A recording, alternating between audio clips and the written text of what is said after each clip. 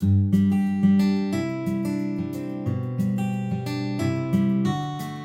ya se hace costumbre, tratamos de partir nuestros conversatorios a la hora para premiar a aquellos que tempranamente nos siguen. Aprovechamos de agradecerle a todos los que después ven estas conversaciones, esta entrevista con gente tan interesante en Unidos por Chile, en YouTube, lo siguen en Facebook, en Instagram, en todas las redes. Estamos muy contentos con los resultados que tenemos, pero fundamentalmente eso es gracias a los extraordinarios invitados que tenemos.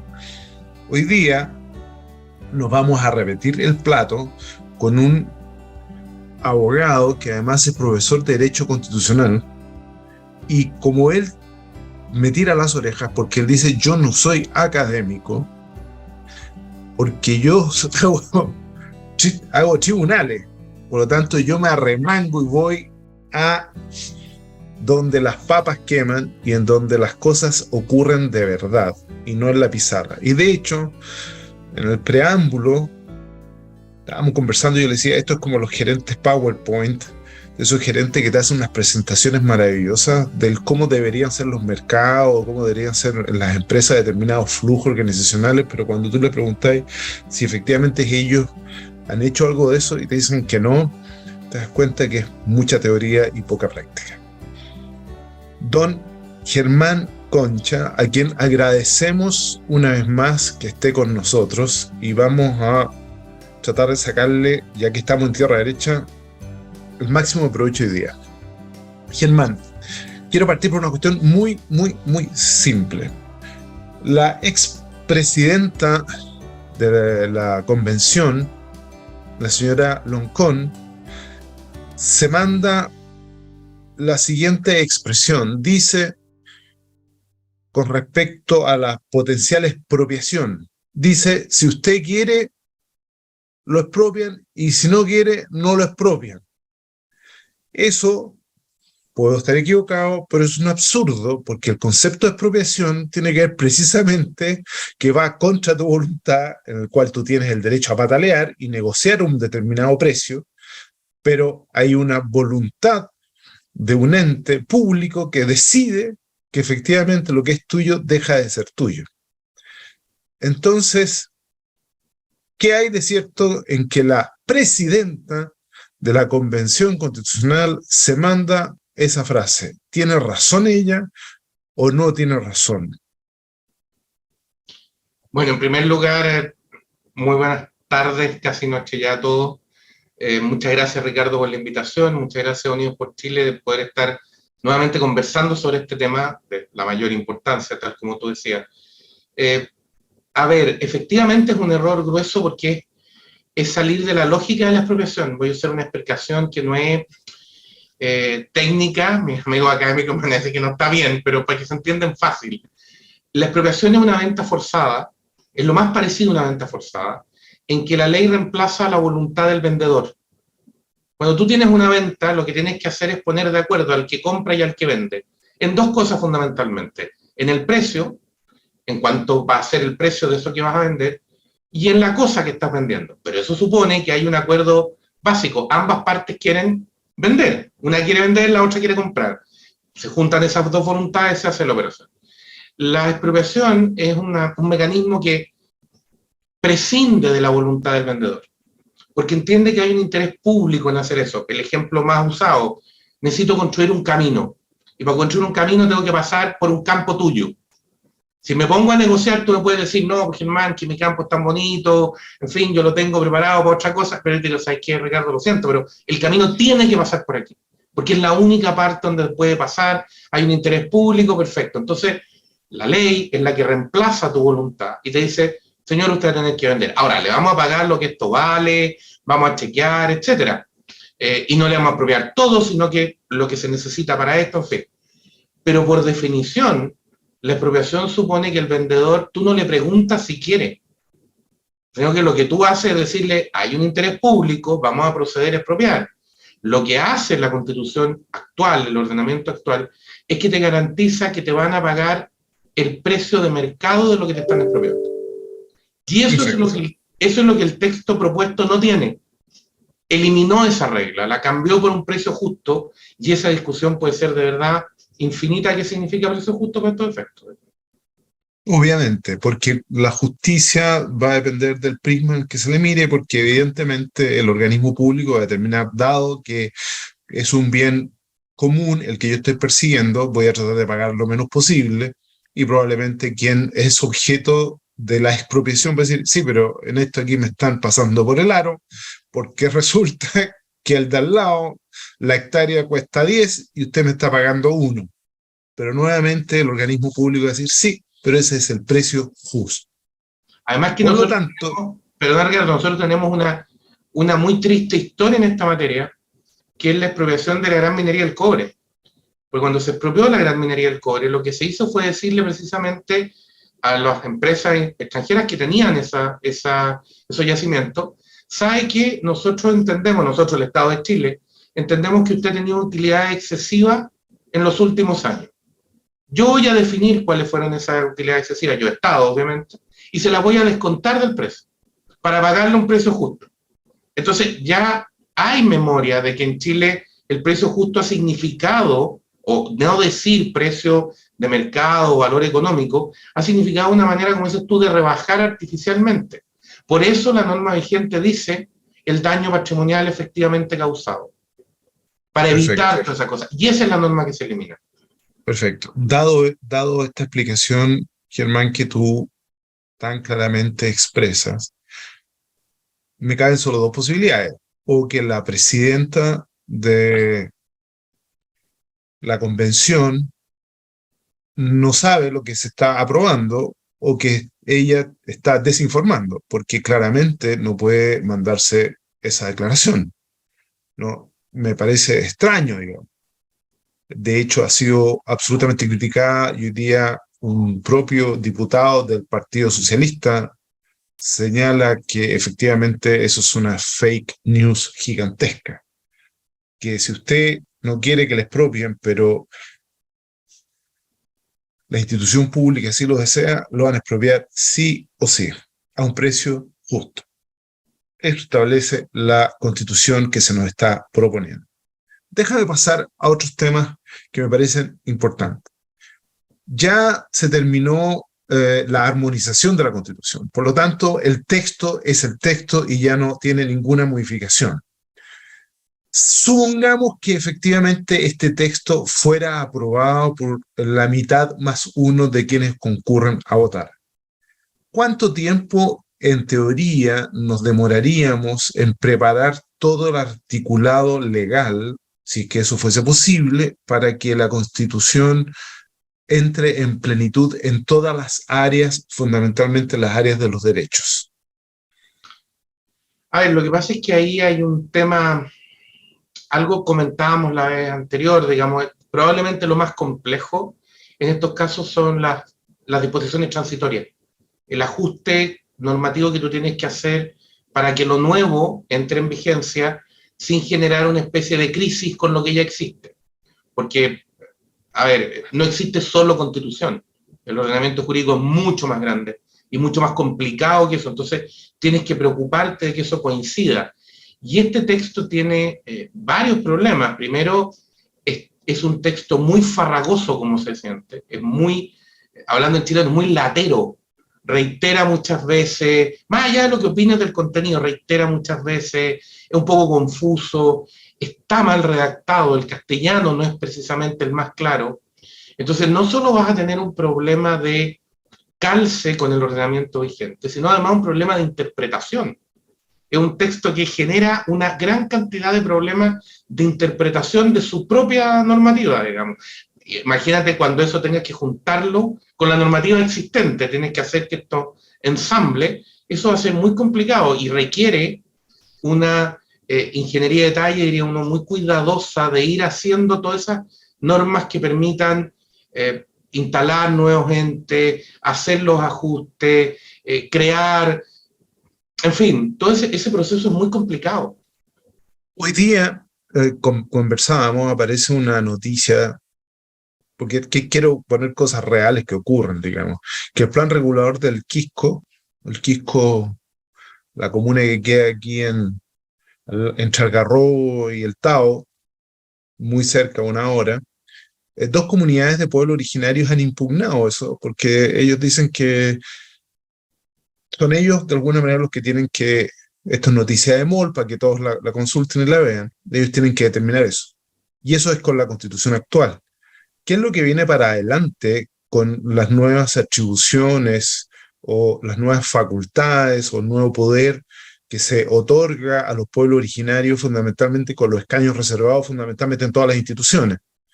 ¿Qué es lo que tú crees que va a ocurrir hacia adelante? Mira, el tema va más allá de los escaños reservados, que ya es un problema en sí mismo, porque supone meter una lógica que es más propia de los sistemas corporativos o de corporativismo, donde tú en el fondo segmentas el Congreso o la Asamblea Representativa más bien por orígenes o por grupos de intereses, más que por elección de personas que tienen las mismas características, los mismos derechos, etcétera. Pero el problema tiene que ver con que la constitución propuesta va más allá de lo que se llama la norma de consulta indígena, que está en el convenio 169 de la OIT, que es más bien un sistema de consulta, que es lo que está vigente hoy día, es pregunto la opinión. Pero esa norma de consulta que se mantiene y ahora se amplía, porque la constitución propuesta habla de consulta en materia legislativa y administrativa, entonces prácticamente todo lo que hace el Estado. Pero además, para reformar la Constitución, no es solo consulta, es aprobación previa. Con lo cual tú tienes una especie de soberano dentro del soberano, por decirlo de alguna manera. Porque tienes una característica muy especial, que es un grupo dentro del país que tiene veto absoluto. Me explico, el veto significa que alguien puede decir, esto no me gusta.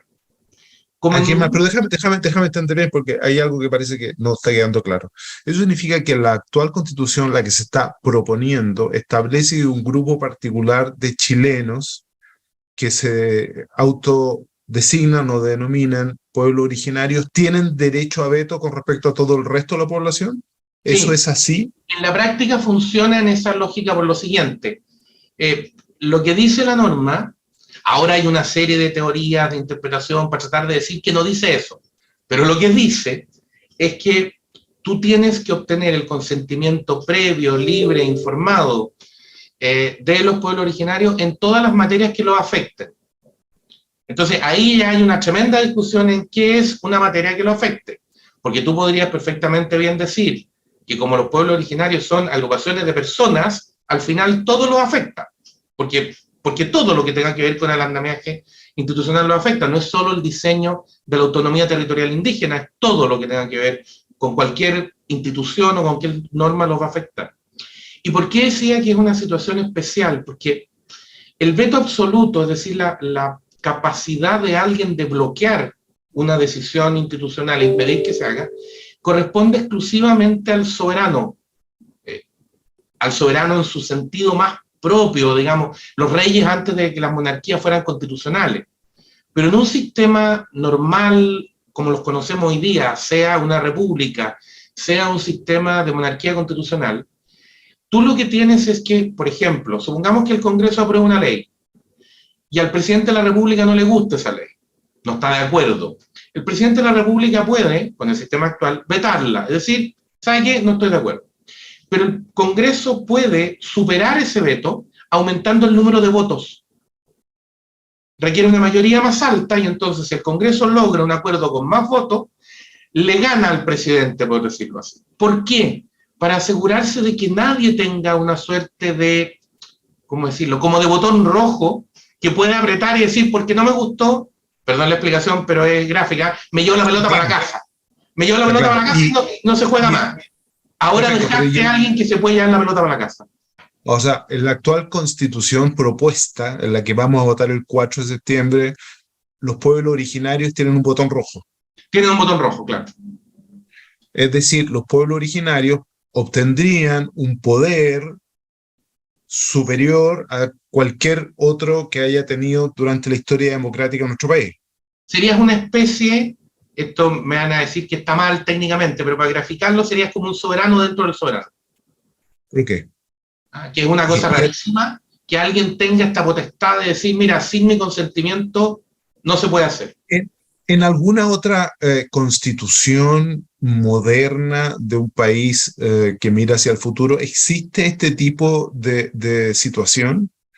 Hasta donde yo sé, no, lo que existe en algunos casos son mecanismos que permiten demorar la entrada en vigencia de ciertas disposiciones, obligar a votar de nuevo, en fin, ese tipo de ejercicio, como te decía yo, tienes que aumentar el quórum, son ese tipo de cosas, pero que alguien pueda decir, sin mi voluntad no, eso no, porque significa, te insisto, poner a alguien muy por encima del resto, rompe la lógica de la igualdad ante la ley básica dentro de cualquier sistema moderno. O sea, perdone que reitere esto, pero a mí me parece estructural la columna vertebral de un elemento que es significativo, porque el concepto de la Constitución, en teoría, debería ser, y te ruego me corrija, debería ser, ¿no es cierto?, la arquitectura de cómo nos vamos a relacionar unos a otros, pero fundamentalmente en términos de la igualdad que establece cada uno frente a la ley y en la dignidad que tenemos uno con respecto al otro. Es decir, somos todos dignos, somos todos iguales, todos valemos lo mismo y por lo tanto nos destacamos de acuerdo a nuestras ideas, a nuestro trabajo, etc. Pero esto significa que se consagra una cosa distinta, que es, dependiendo de tu origen, tú tienes la capacidad de obtener determinado poder o influencia sobre todo el resto. ¿Estoy equivocado o es así? Es así, o sea, a ver, no debiera ser así si tú quieres ser ni siquiera moderno, ¿eh? Yo te diría que esto es más que es por cierto, uno de los esfuerzos de la modernidad, pero es incluso, está en la base de Occidente. Una de las bases de la lógica occidental ha sido siempre, o fue, tratar de construir una cierta igualdad entre las personas más allá de nuestras diferencias que tienen que ver con nuestra cultura, nuestro origen, los bienes que poseemos, cómo nos llamamos, el color de nuestra piel, en fin, los ancestros, todas esas cosas, tratar de generar una cierta base que tú mencionabas muy bien, a la cual Occidente llamó dignidad humana, que fue decir, mira, por el hecho de ser humano, todos tenemos como una base común, y eso que en algún momento puede sonar escandaloso, es uno de los grandes logros de la mentalidad occidental, decir, mire, vamos a tener esto común. Y por lo tanto, como vamos a generar esto, no vamos a tener personas que tengan una potestad exorbitante respecto del resto. Piensa tú que incluso en las monarquías occidentales hoy día, los estatutos de la monarquía están también estabilizados en una ley. Entonces no es que el rey pueda hacer lo que quiera, no, también está sujeto a normas. Entonces, sí, esa idea se rompe si yo te digo, mira, aquí hay un grupo que se puede, vuelvo al ejemplo, ya en la pelota para la casa. ¿No? O sea, ok. Por lo tanto, la Constitución que nosotros debemos votar el 4 de septiembre consagra un grupo particular que obtiene mayor poder que el resto de los ciudadanos, tiene el botón rojo. Sí. Eso tú como profesor de Derecho Constitucional lo afirmas. Sí, aquí hay, o sea, es una... conversábamos en la ocasión anterior esto y yo te comentaba del sello de Estados Unidos que dice hacer de varios uno. Esto es sí, como hacer de uno varios, es dividir y es empezar a segmentar y a buscar aquello que diferencia más que aquello que une. Y en ese sentido asignar atribuciones especiales por grupo. Y por lo tanto decir, usted va a tener ciertas potestades que los demás no tienen. Usted va a tener ciertas características que los demás no tienen, es una especie como de... es en la base una ruptura de la igualdad ante la ley, obviamente, porque además está dada por origen, digamos, y en el fondo se convierte en este estatuto preferente de alguien que tiene esta atribución especial que el resto obviamente no tiene. Germán, a uno le cuesta en estas entrevistas evitar hacer juicios de valor con respecto a lo que está ocurriendo, porque de alguna manera estamos todos involucrados, la gente que nos escucha se interesa también por saber porque tiene que ver con el futuro. O sea, si no nos interesamos por esto, estamos liquidados, digamos. O sea, lo que votamos el 4 de septiembre es definitivamente lo que va a regir los destinos probablemente del país en los próximos años, más o menos enredados, más o menos en calma o más o menos en complejidad, pero es lo que nos va a tocar. Entonces, hacerse el leso, este es un mensaje, porque hay muchos que les gusta como hacerse el leso, como que hacen así y como que no estuviera pasando, pero el 4 de septiembre vamos a tener que votar sí o sí. Incluso les recuerdo a todos que la fecha fue escogida con cierto su qué. Lo que quiero señalar es, ¿por qué abogados como, no voy a evitar dar nombres, otros abogados señalan que efectivamente lo que tú estás diciendo como profesor de Derecho Constitucional no es cierto y que esto no establece una diferencia ante la ley y que por lo tanto los pueblos originarios no quedarían en una posición expectante o de poder o de control sobre el resto de la población?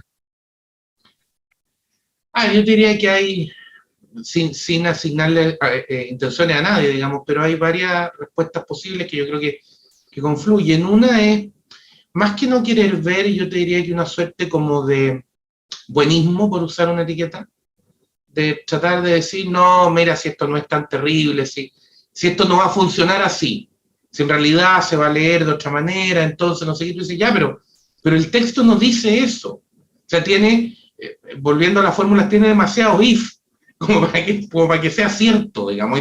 Hay demasiadas condiciones implícitas en ese argumento, como para que uno pueda decir, no, ya, ok, va a funcionar de esta otra manera. Es como, de repente da la sensación de que el país hubiera entrado como en un proceso así como con visión de túnel, como dicen los psicólogos, en que tú eras concentrado en que había que hacer ciertas cosas y no sé qué, y entonces, vamos, aprobemos, y como que ya, y al día siguiente, cuando ya viene la resaca del proceso, digamos, y puedes mirar con más calma, y no sé qué, dices, aprobamos esto. Entonces, no, pero no puede ser cierto que hayamos aprobado esto. Entonces empieza a buscar como una suerte de interpretación positiva de lo que ya tiene. Te quedaste sin estás en mute. Por alguna razón te silenciaste. No, pero según yo no. Probablemente. Ahí sí o no. Ahí sí, Ya. perfecto. ¿A quién estabas pelando que te quedaste en mute? No, lo que decía yo es que de repente se te produce esa sensación como de darse cuenta de que aprobaste o se generó una disposición compleja y tratar, en vez de decir, mira, esta es una disposición compleja que no debiera haber quedado, hacer un esfuerzo por tratar de hacer una lectura, incluso contratexto, que diga, no, si no va a ser tan terrible. Okay. Y yo creo que estamos un poquito enredados en eso, en tratar de leer contra el propio texto. Ok. Pensemos otro tema. Vemos que tenemos un tema complejo con respecto a los pueblos originarios, tienen escaños reservados, tienen poder de veto, tienen el botón rojo y por lo tanto quedan ellos en una situación evidentemente de absoluta desigualdad con respecto al resto, pero desigualdad en términos que los favorece y no quedan en términos de igualdad frente a todo el resto de los criollos que andamos circulando por todas partes. Paso a otro tema. Desde el punto de vista de los sistemas judiciales, el Poder Judicial, hasta donde yo entiendo, de alguna manera mantenía su independencia, a pesar de que tenía una dependencia económica administrativa del Ministerio de Hacienda y tenía que aprobar presupuestos, pero en términos de su funcionamiento, a pesar de que los supremos tenían que contar, los ministros de la Corte Suprema tenían que contar con la aprobación del Senado para ser nombrados, pero requerían de un quórum importante. Eso significaba que los nombres que llegaban ahí necesariamente requerían de una venia de, por así decirlo, una gran mayoría de sensibilidades. Con el sistema judicial, ya no poder judicial, ¿eso se mantiene esa independencia o hay hoy día un control político más importante? Porque quiero recordar que mucho de esto, el eslogan fue, queremos menos políticos, los políticos nos tienen cansados, hay que quitarles el poder a los políticos y por lo tanto vamos a tener una nueva constitución, pero cuando uno empieza a leer la nueva constitución, lo único que hay es más poder a los políticos, entonces es una cosa muy extraña. Y el poder judicial es lo que de alguna manera defiende al más débil frente al más poderoso. Entonces, si yo le quito fuerza al Poder Judicial, me temo que estoy en una situación muy complicada. ¿O estoy equivocado? No, no estás equivocado, al revés. Yo diría que de nuevo, dentro de la evolución de lo que nosotros conocemos hoy día como equilibrio de poderes, eso que te enseñaban en el colegio antes de que el sistema institucional tiene tres poderes fundamentales, ejecutivo, legislativo y judicial. Era muy importante, o es muy importante, este tercer poder. ¿Por qué? Por dos características fundamentales, si se quiere. Primero, porque en su diseño original es el poder no político. Es imposible, tú me vas a decir, sí, siempre tiene relación, pero la idea es que ese no es un poder sujeto a los mismos criterios de la política general. No porque la política general esté mal, sino que porque se entiende que la lógica de los jueces tiene que ser distinta. Tiene que ser alguien que resuelve conforme a la ley, conforme al derecho, sin mirar quién se beneficia o no. Por eso comentábamos la otra vez que en Occidente se suele usar esta imagen de esta mujer con la vista vendada para representar a la justicia. No es solo la balanza que equilibra, sino que esta idea de la vista vendada, ¿para qué? Para que no mire nada que no sea lo que está en la balanza. Es ciega, por decirlo así, a los otros elementos. Y por ende yo tengo que saber, todos nosotros tenemos que saber, que no importa si yo estoy en el gobierno o en la oposición, si quienes gobiernan son mis amigos o mis adversarios, si el gobierno o el parlamento me gusta o no me gusta en su composición, los jueces van a seguir siendo independientes frente a ambos. Y por lo tanto la discusión tiene que ver con mecanismos de nombramiento para asegurar eso y mecanismos de independencia para asegurar eso. Por eso que muchas veces, en muchos países, establecen sistemas en que los jueces están en sus cargos de manera vitalicia. ¿Para qué? Para que el juez no esté pensando en que de alguna manera está haciendo, como comillas, mérito para que no lo echen. No.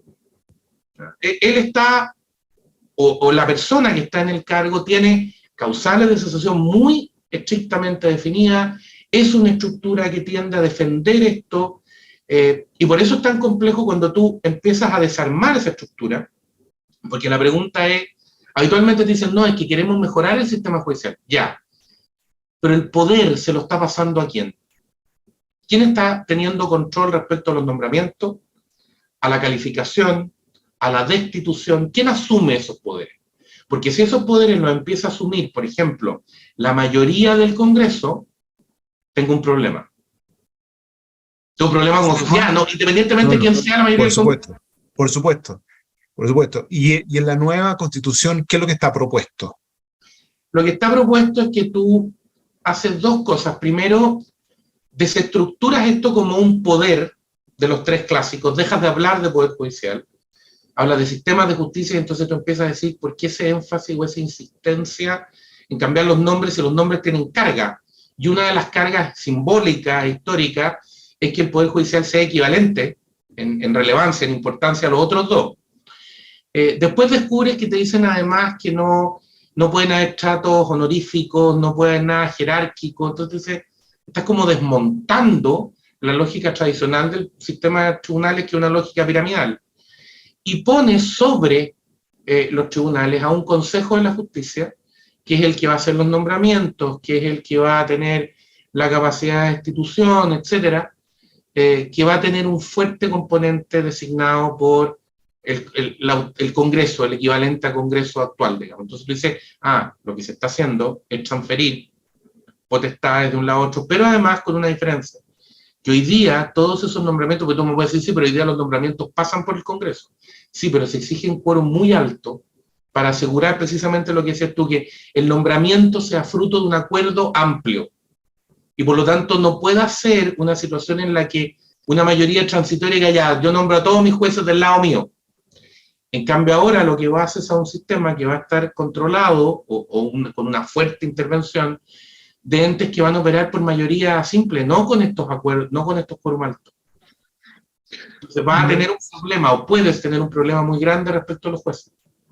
Cuando tú vas de alguna manera generando el traspaso del control o de la independencia nuevamente al poder político, y cuando ya no tienes dos cámaras, porque además desaparece el Senado y nos quedamos unicameralmente, y además unicameralmente con escaños reservados, de nuevo, o sea, con una sección además reservada por derecho, por ley, para algunos en particular, estamos frente a una tormenta perfecta, me da la impresión, o puedo estar equivocado, porque por una parte tengo un grupo que tiene el botón rojo, otro grupo que además nombra a los jueces, y otro grupo que efectivamente tiene escaños reservados que son de los mismos que tienen el botón rojo y que además, de tal manera que en muy poco tiempo, si tú tienes una mayoría circunstancial,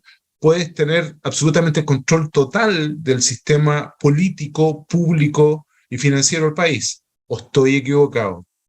No, no está equivocado. Yo diría que el gran problema, así cuando uno mira eh, tendencias gruesas, digamos, del proyecto que se propone, es una tendencia, valga la redundancia, digamos, a eliminar los sistemas de control contramayoritarios.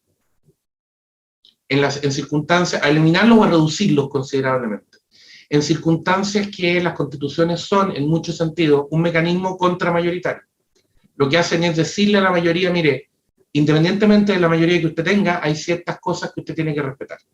Y el mecanismo se va a asegurar de que usted las tenga que respetar. Entonces, por ejemplo, cuando tú desmontas el Congreso y lo que hace es decir, voy a tener un congreso de diputados al cual que se parece a la Cámara actual, donde van a haber escaños reservados, etcétera.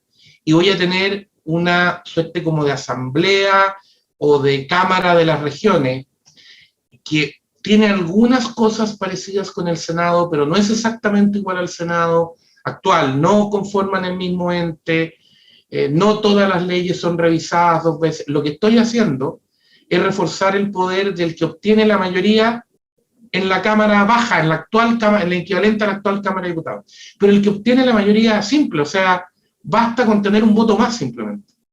Entonces tú dices, no parece sensato que los equilibrios más importantes del sistema político que tienen que ver con la generación de leyes y con la relación entre el presidente y el Congreso dependan de un voto más. La lógica es que esto tenga un poquito más de contrapeso, de manera de hacerlo más pausado. Por eso habitualmente los sistemas bicamerales suponen una Cámara Baja, lo que llamamos en Chile Cámara de Diputados, y una Cámara Alta, el Senado, que se eligen en momentos, que se eligen por tiempos distintos, de manera de que tú nunca te puedas llevar, ningún partido, por fuerza política, por exitoso que sea, se pueda llevar en una sola elección la mayoría de ambas cámaras, para que el propio Congreso se compense internamente a sí mismo, y por muy fuerte que sea la ola a favor de un determinado sector en un momento determinado, independientemente de cuál sea, siempre haya una Cámara, el Senado, que tenga una composición que queda un poco distinta, por decirlo así, que opera como freno. Germán, tú como profesor de Derecho Constitucional y además hombre de tribunales, de esos que se arremangan y van a los tribunales y se enfrentan a los jueces y tienen su contraparte, ¿qué es lo que tú crees que más problemas, por así decir, cuáles son las mayores sombras de este proyecto constitucional o de esta constitución que tenemos que votar en pocas semanas más? ¿Y cuál, por otra parte, son las mayores luces? Porque yo supongo que algunas luces tienen que haber, digamos, porque me da la impresión que podría haber una mayor preocupación por la transparencia, por el medio ambiente, no lo sé.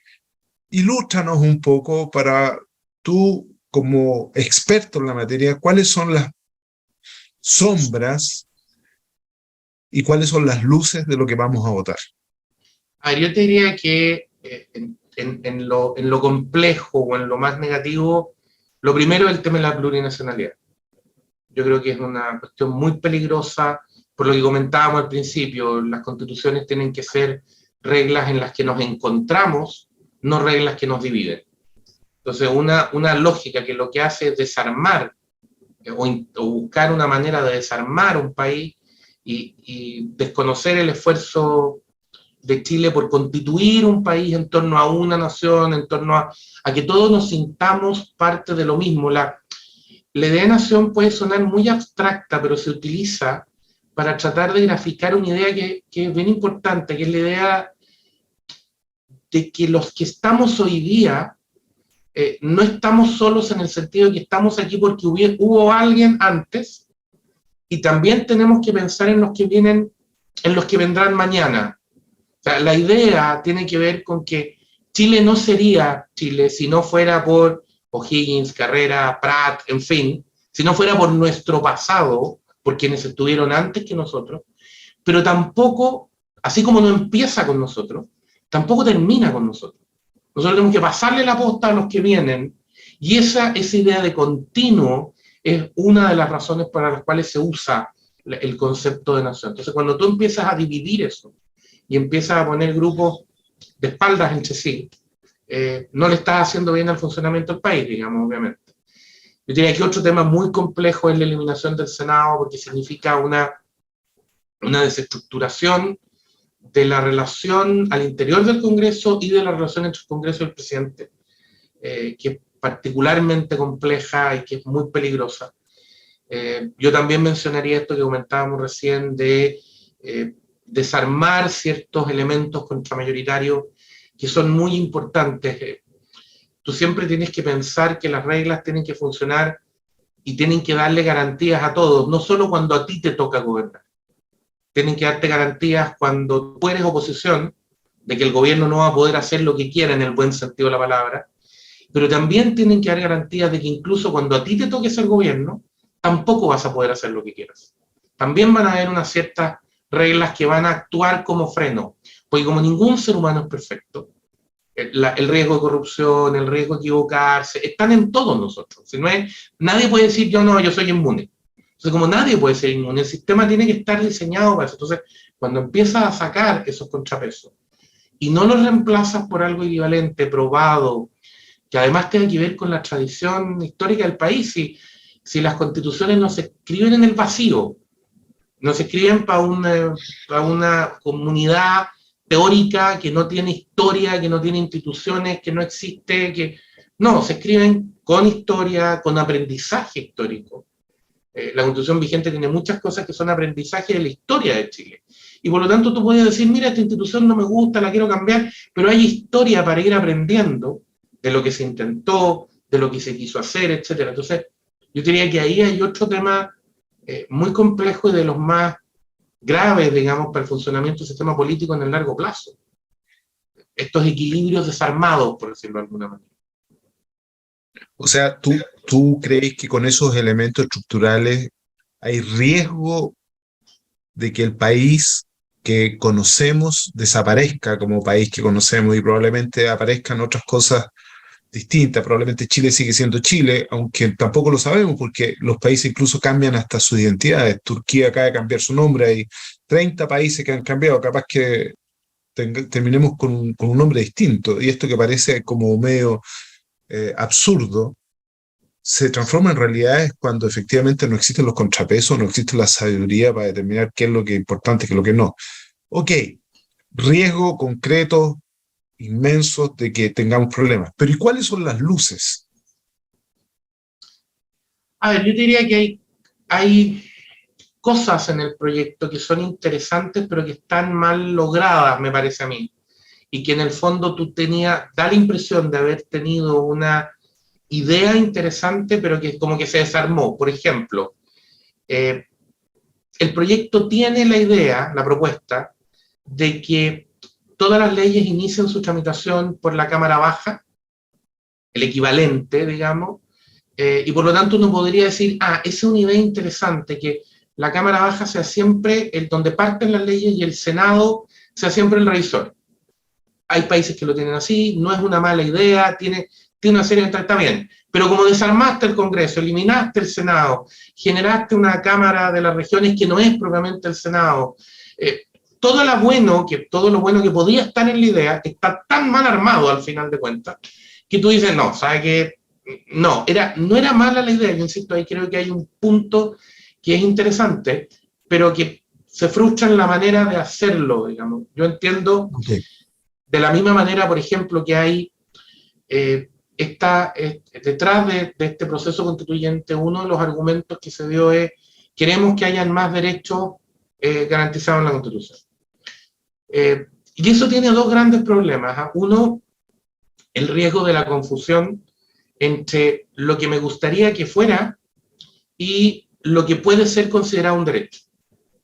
Por ejemplo, vuelvo a citar la Constitución de Estados Unidos, porque es una constitución, es la primera moderna, se suele decir, y es una constitución de América, entonces tú puedes decir, no estoy saliendo del continente. Quienes la redactaron, una de las cosas que dijeron es que los seres humanos teníamos derecho a buscar la felicidad, pero a buscarla, no a conseguirla. Porque no hay ningún Estado, ningún sistema jurídico en el mundo que te pueda garantizar que vas a ser feliz. Y cuando yo le digo a las personas que se lo voy a garantizar, le estoy mintiendo. No quiero asignar intenciones, digamos, pero estoy haciendo una promesa que no es posible cumplir. Nadie me lo puede garantizar. Entonces, como nadie me lo puede garantizar, ¿qué es lo que hago? Siembro una ilusión, que como cuando no se logra, ¿en qué se traduce? En una profunda decepción frente al sistema. Entonces, Pero Germán, pero el que hoy día queden algunos derechos consagrados, como, no sé, derecho a la vivienda, derecho a la salud, derecho a la educación, ¿te parece mal a ti? ¿O crees que de alguna manera eso abre una puerta de judicialización, una puerta de confrontación? ¿O crees que efectivamente debería ser plasmado de otra manera? lo que pasa es que, 2 minutos para hacer una explicación que creo que es importante para entender el problema, digamos. En las constituciones hay dos grandes tipos de derechos, estoy simplificando, pero para que se entienda. Las llamadas libertades, que son derechos que el sistema me garantiza frente a la posible intervención de un tercero, fundamentalmente el Estado. Son sistemas de protección frente a la autoridad. Las constituciones partieron con esos derechos. Por ejemplo, cuando la Constitución dice yo le garantizo a todas las personas el derecho a la vida, no quiere decir que la Constitución se obligue a mantenerme vivo.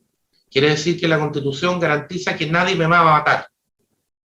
Eso es lo que está diciendo. Está protegiendo un derecho que yo tengo, que no se atente arbitrariamente contra él. Cuando se dice, mire, yo voy a garantizar la libertad ambulatoria, la posibilidad de moverse de un lugar a otro, no significa que la Constitución esté diciendo, entonces le voy a financiar la plata para comprarse un auto, la benzina. No, le voy a permitir moverse libremente, como usted pueda o quiera, sin tener que pedir permiso, en andar trayendo salvoconducto, en fin, ese tipo de cosas. Okay.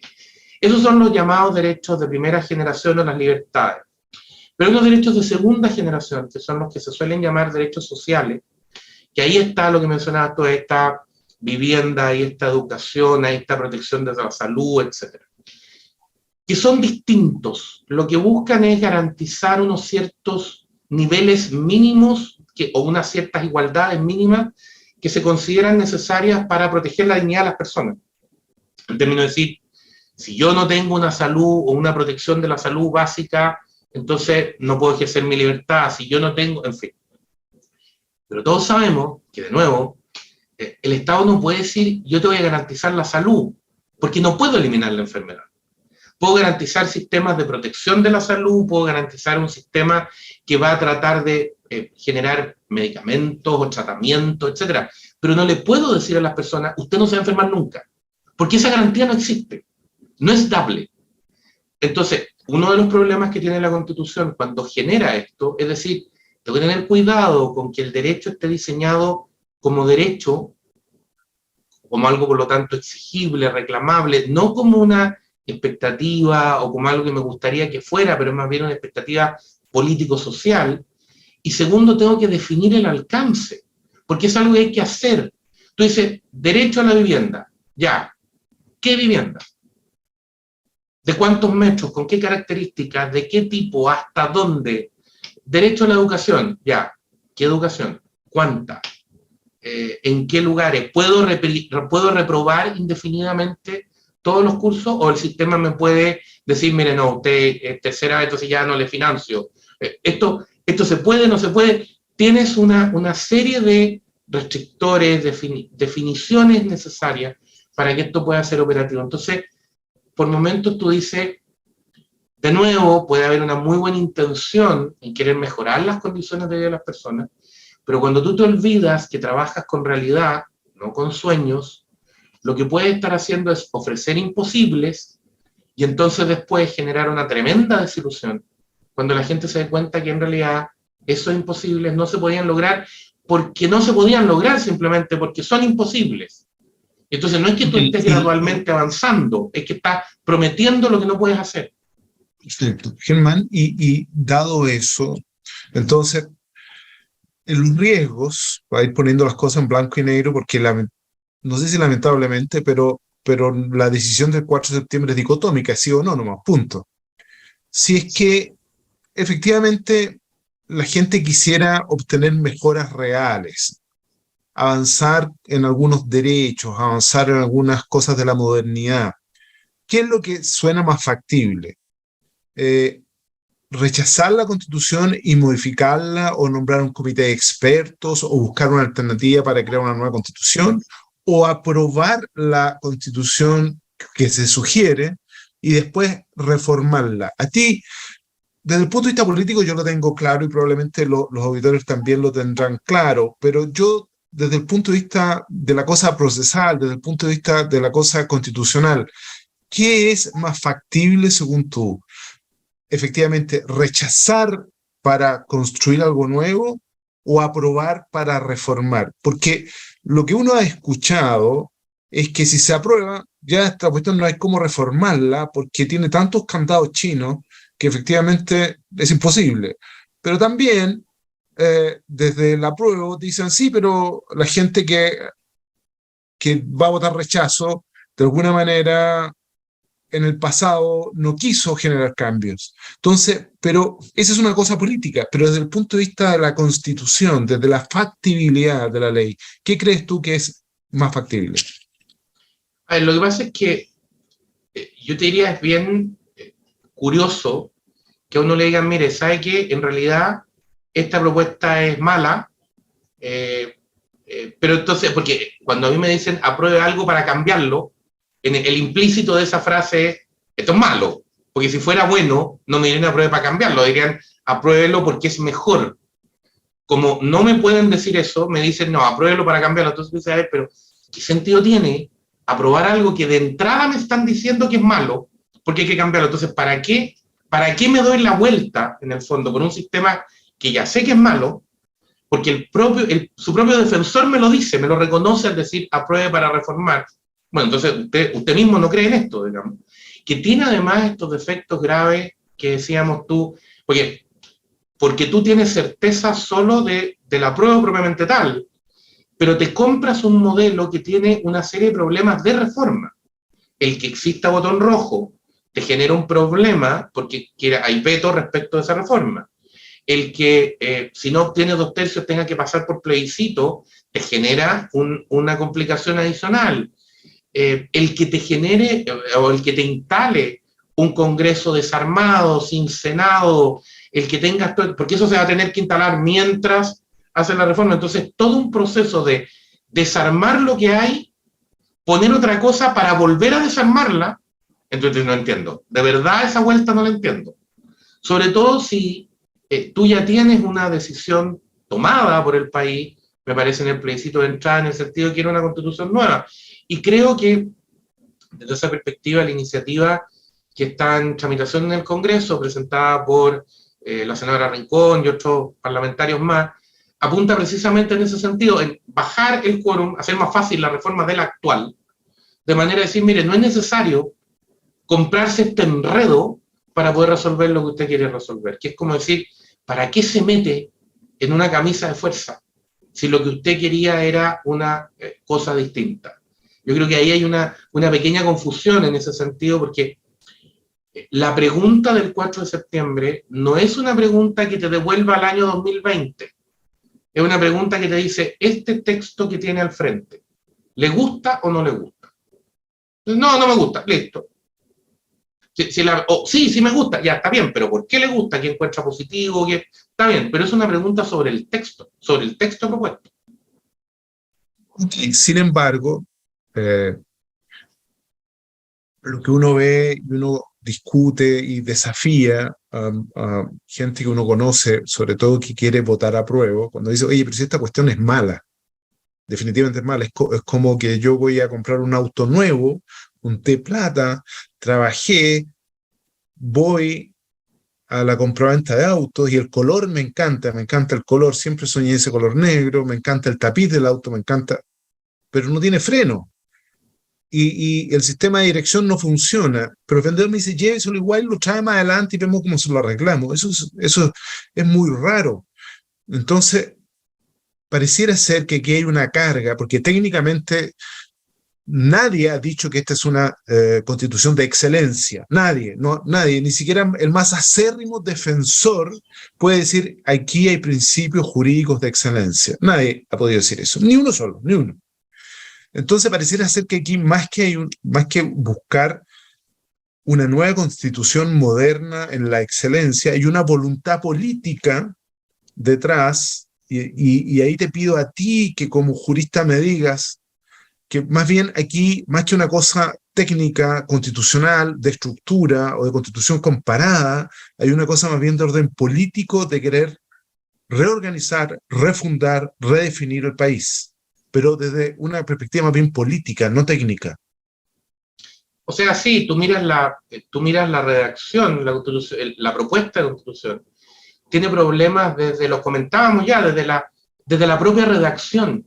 O sea, es un texto muy mal redactado, es un castellano muy complejo de entender, que ya en eso muy farragoso, muy reiterativo, que ya eso va a generar una serie de problemas de interpretación, que es lo que tú precisamente tratas de evitar, lo tratas de evitar en la ley, con mayor razón lo tratas de evitar en la Constitución. Entonces, es como la anticonstitución en ese sentido, en que la Constitución deberá ser lo más clara, simple de entender, con la menor cantidad de duda posible, de manera de que todos entendiéramos fácilmente qué es lo que está ahí. Y en sus contenidos debiera, como comentábamos recién, conectar con la tradición institucional del país, unir y no dividir, y buscar estabilidad y sistemas de control de poder y equilibrio.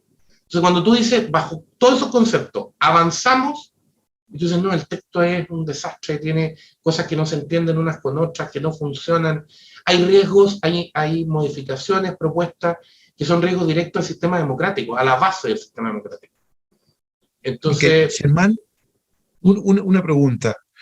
¿Es controversial o en otros países, y nosotros simplemente pecamos de provinciano, pero es controversial o no de que a las personas condenadas por delitos y privadas de libertad hoy día se le quiera dar una serie de garantías?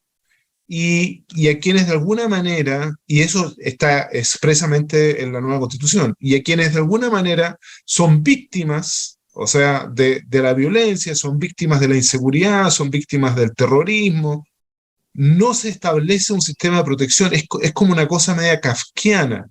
A quienes de alguna manera han sido condenados, les vamos a otorgar una serie de nuevas atribuciones y derechos, y a quienes han sido víctimas, las dejamos tal cual.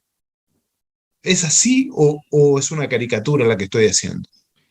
a ver, yo te diría que hay dos planos. Conceptualmente, el sistema institucional tiene que preocuparse de que todas las personas, todos, independientemente de la gravedad de los delitos que puedan haber cometido, sigan teniendo trato acorde con ser humano, porque la dignidad humana no se pierde independientemente de lo atroz que pueda ser un delito. Eso significa, entre otras cosas, un elemento fundamental del sistema que se llama presunción de inocencia, y que supone que toda persona tiene este otro gran logro de Occidente.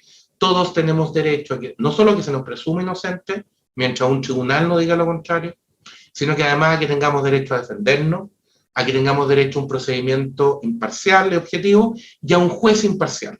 Es decir, que no entremos al tribunal condenados de antes, sino que haya un señor imparcial, que oiga, que me dé oportunidad de defenderme, etc. Eso es la base del sistema. Ahora, eso no quiere decir que tú no tengas un sistema que persiga o que sea capaz de perseguir los delitos, capaz de condenar y capaz efectivamente de castigar razonablemente, respetando derechos, pero de castigar a quienes cometen delitos, porque la convivencia social requiere que se respeten las reglas.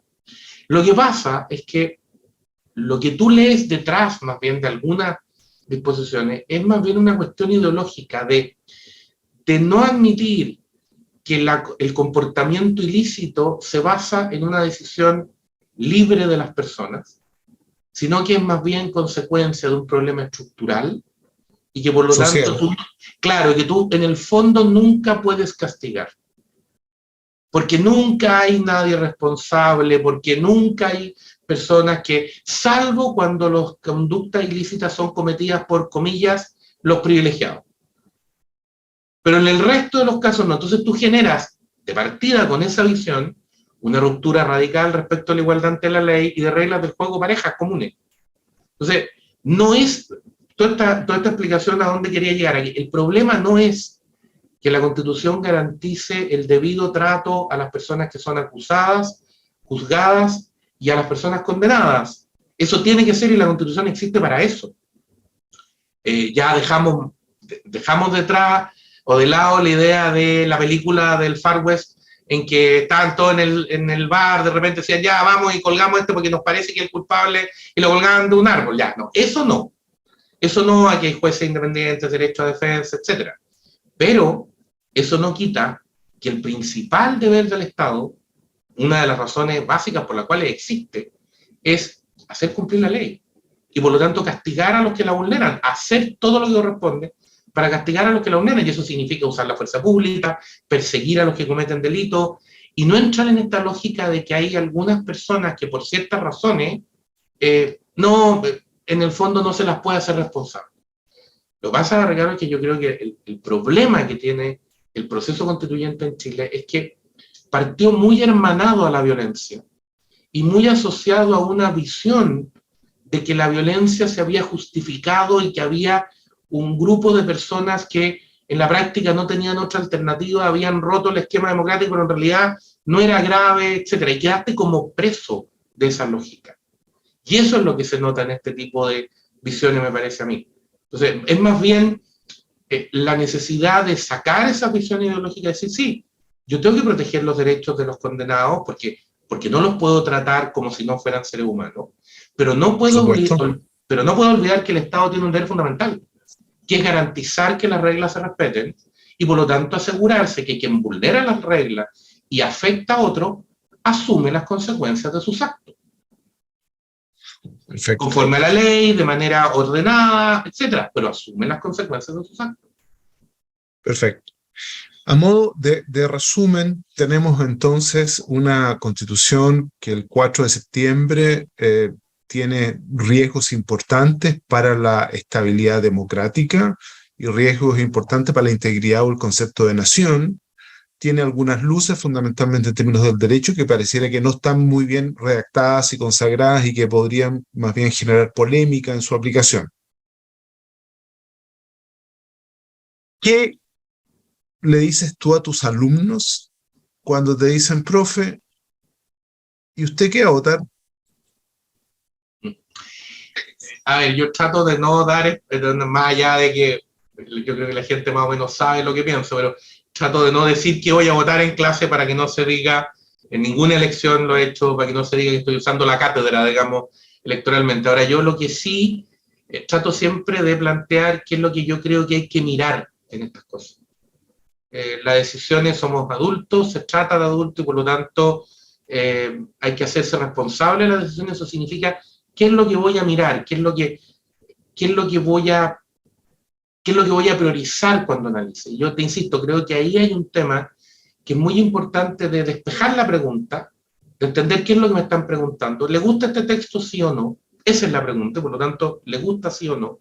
Y al mirarlo, entender que el derecho es una herramienta de convivencia, no es... A ver, las leyes no sirven para hacer el mundo perfecto. Cada vez que el ser humano ha querido construir el mundo perfecto en la Tierra, lo que ha terminado es trayendo el infierno. Porque el mundo perfecto no lo construimos los seres humanos. No. Lo que nosotros tratamos de hacer, y cuando digo nosotros digo el mundo occidental, el derecho, etc., lo que tratamos de hacer es establecer un conjunto de reglas del juego que nos permitan convivir más allá de nuestras diferencias, en paz y de una manera en que podamos colaborar entre nosotros. Eso es lo que buscamos. ¿Eso es perfecto? No, pero si eso ya se instala, ayuda muchísimo. Y lo otro que les digo siempre es que tengan presente que, sobre todo en materia de constituciones, si bien es cierto que una constitución no va a hacer el mundo perfecto, una mala constitución le puede hacer mucho daño a un país. La capacidad que tienen malas reglas de generar conflictos, divisiones y de hacer más difícil la convivencia es muy alta. Tú necesitas al final poder descansar, poder confiar en esas reglas. Has contestado a cabalidad y en profundidad la pregunta, Germán. Ha pasado más de una hora, como siempre, se hace cortísimo, pero tratamos de ser súper respetuosos con todos nuestros auditores y fundamentalmente con nuestros invitados. En Unidos por Chile lo que queremos es poner los argumentos sobre la mesa y para que cada uno tome la decisión. Pero no se olvide lo que dijo el profesor Concha, constitucionalista recién. Una buena constitución nos permite razonable armonía entre nosotros. Una mala constitución trae el infierno. Germán, como siempre, muy buenas noches y gracias por tu participación. Gracias a todos por compartir con nosotros en Unidos por Chile. Muchas gracias por la invitación, Ricardo. Muchas gracias a todos por participar. Que estén súper bien, ayúdenos a compartir. Aquí hay material muy interesante para que ustedes tomen su decisión. Un abrazo y que descansen. Buenas noches y nos vemos la próxima semana si Dios quiere. Chao, chao a todos, chao, Germán, gracias.